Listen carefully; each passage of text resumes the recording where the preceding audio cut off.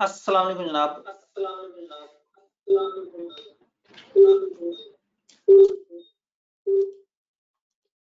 Kindly मुझे feedback दे दीजिएगा कि आप लोगों को आवाज़, स्क्रीन और कैमरा तीनों चीज़ें क्लियर हैं। अगर आप गो टू वेबिनार पे नए हैं तो राइट साइड पे ऑप्शन क्वेश्चंस की आ रही होती है और अगर आप मोबाइल से हैं तो ऊपर क्वेश्चन मार्क का बटन बना हुआ आ रहा होगा। तो क्वेश्चंस के टैब में जाके मुझे फीडबैक दे दीजिएगा मेरी आवाज़, स्क्रीन और कैमरा तीनों चीज़ें क्लियर हैं आप लोगों को? और मैं मीनवाइल ज़रा साथ अपने दूसरी स्क्रीन पे सेटिंग भी कर लूँ ताकि मैं आपके साथ-साथ आंसर्स देख सकूँ।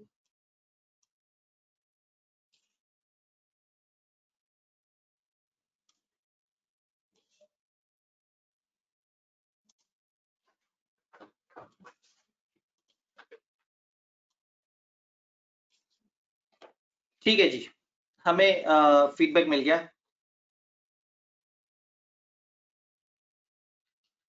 सेशन को आगे बढ़ाते हैं।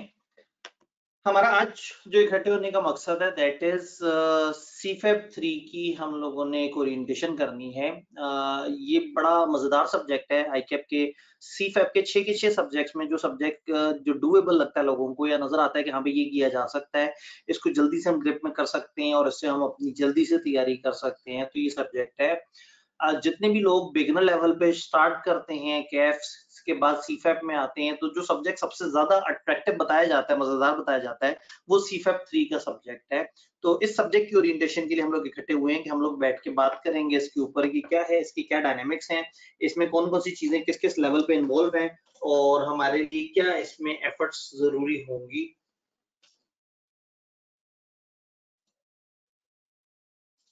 मैं साथ साथ अपने कुछ गैजेट्स वगैरह भी साथ साथ देख रहा हूँ कि जो टूल्स हैं वो सारे सही काम कर रहे हैं या नहीं कर रहे। तो इस सब्जेक्ट को थोड़ा-सा समझते हैं। ये हम लोगों ने ओरिएंटेशन का जो सेशन रखा है, ये कई दफ़ा 1.5 से 2 घंटे पे चला जाता है। बट अगेन अगर स्टूडेंट साथ-साथ चल रहे हों, तो हम इसको बड़े इफेक्टिव वे में कवर कर रहे होते हैं। तो जो पेपर का नाम है that is strategies and performance measurement, और पुराने ज़माने में स्ट्रेटेजिक परफॉर्मेंस मेजरमेंट भी होता था। एक टाइम पे इसका नाम बिजनेस मैनेजमेंट एंड स्ट्रेटेजी भी होता था। तो आईकेएप इस पेपर के नाम के साथ साथ साथ खेलता रहता है। तो इस वक्त जो ओरिएंटेशन है उसमें हमने देखना है कि what are the common issues जो कि इस पेपर में हैं।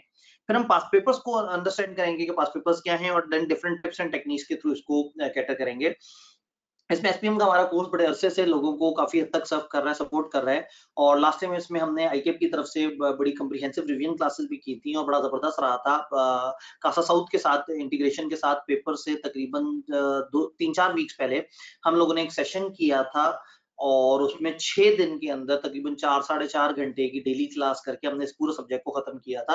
तो सब्जेक्ट की लेंथ बहुत ज़्यादा नहीं है, लेकिन ज़ाहिर है अगर सिर्फ और सिर्फ वन साइडेड डिवीजन हो तो इट टेक्स तकरीबन 25 से 30 घंटे। लेकिन अगर आप साथ-साथ स्टेप बाय स्टेप इसे तोड़ के कर रहे हो तो हम एक वीकली स्ट्रक्चर पे चलते हैं, जो मैं आपको साथ-साथ बताता चला जाऊँगा। तो हमारा जो पर्पज़ है वो ये है कि एसपीएम के प्रॉब्लम्स को समझें, पास्ट पेपर्स के एनालिसिस को देखें और different tips and techniques SPM को करते हुए क्या हो सकती है मुझे देखें। मुझे फीडबैक के लिए आप लोगों का रिस्पॉन्स चाहिए। मुझे काइंडली एक दफ़ा बता दें कि अब मेरी आवाज़, मेरी स्क्रीन और मेरा कैमरा तीनों चीज़ें क्लियर हैं आप लोगों को?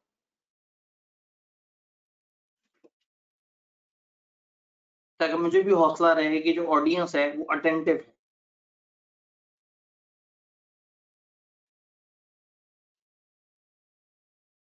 ठीक हो गया जी। मेरे पास ऑल ओके के मैसेजेस आ गए। स्टेप बाय स्टेप आगे चलते हैं।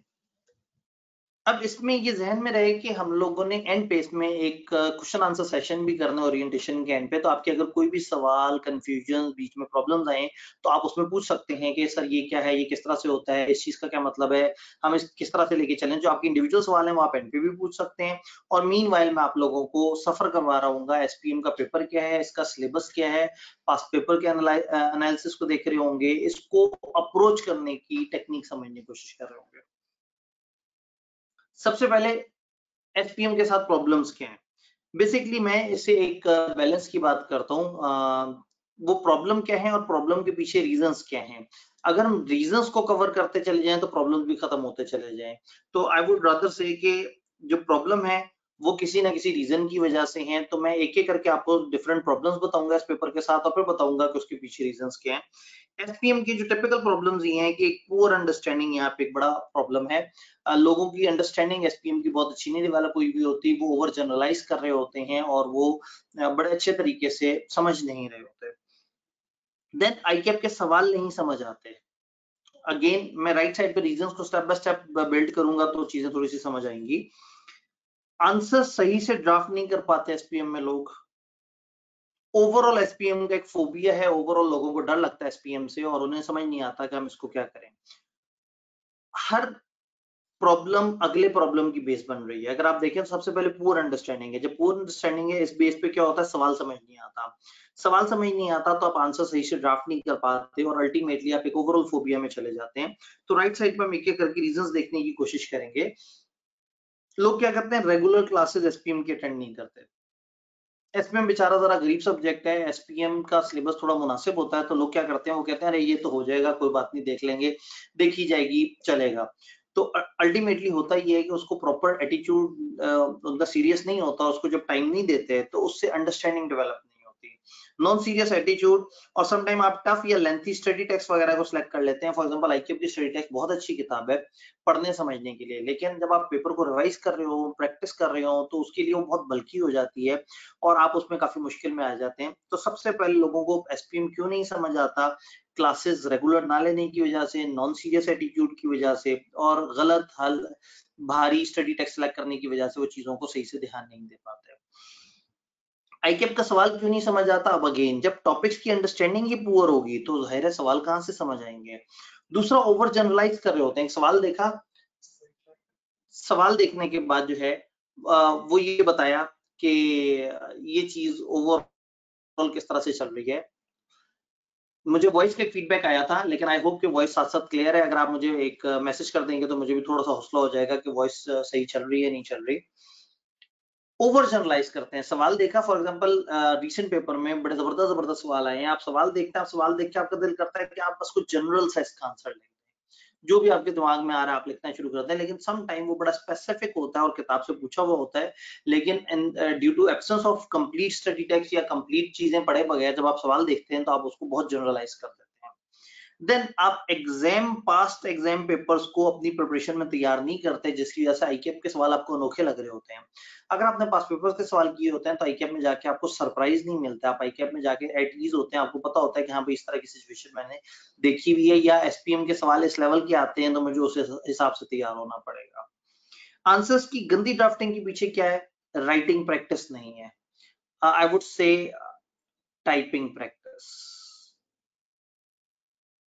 अब दो चैलेंजेस हैं। एसपीएम का पेपर कंप्यूटर बेस्ड है which requires typing skills, plus आपकी जो राइटिंग स्किल है, ये राइटिंग इज नॉट कलम से लिखने वाली writing, this is your expression. तो मैं इसको कहूंगा कि ये आपकी टाइपिंग और ये आपकी एक्सप्रेशन जो है, इन दोनों का मिक्सचर है ये वाला प्रॉब्लम। फिर टाइम मैनेजमेंट स्किल्स काफी वीक होती हैं, लोग टाइम को मैनेज नहीं कर पाते और अच्छे टाइम पे, बड़े कम टाइम पे ज्यादा सवाल करने की पोजीशन में नहीं आ पाते। ओवरऑल एसपीएम का फोबिया क्यों है, ओवरऑल लोग एसपीएम से क्यों खौफजदा हैं, क्यों परेशान है, इसलिए कि जो थ्योरी पेपर है, थ्योरी पेपर को लेके लोगों का एटीट्यूड नॉन सीरियस होता है। ओवरऑल राइटिंग प्रैक्टिस ना होने की वजह से आप कंप्लीट सिलेबस कवर नहीं कर रहे होते, बल्कि स्टडी टेक्स्ट होते हैं, आप बीच में शॉर्टकट लगाना शुरू कर देते हैं। आपकी self efficacy, self confidence down हो जाता है क्योंकि आपने क्लासेस नहीं ली होती। और सम टाइम लोग ये गलती करते हैं कि किताब को स्ट्रेटेजी के पोर्शन से शुरू करते हैं और उसमें भी चैप्टर 1 से स्टार्ट कर देते हैं, जिसके बाद वो कलाबाजियां खाते रहते हैं। चैप्टर 1 बड़ा अजीबोगरीब सा चैप्टर है, स्ट्रेटेजी की बेस बना रहा होता है और इस चैप्टर को पढ़ने वाले काफी हद तक परेशान रहते हैं। स्ट्रेटेजी के एक बेस बनने के बाद आप चैप्टर 1 की तरफ आते हैं तो चीजें थोड़ी सी आपके लिए आसान हो जाती हैं।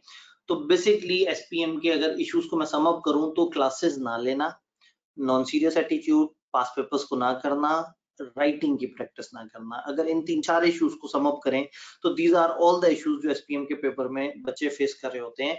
अगर आप इन इश्यूज से बाहर निकल आएंगे तो फिर मसला हल हो जाएगा। ये ओरिएंटेशन स्टेप बाय स्टेप आपको एक गाइडेंस देगी कि आपने कैसे चीजों को बेहतर करना है, कैसे प्रैक्टिस करनी है, किस तरह से चीजों को अंडरस्टैंड करना है। एक स्टेप आगे चलते हैं।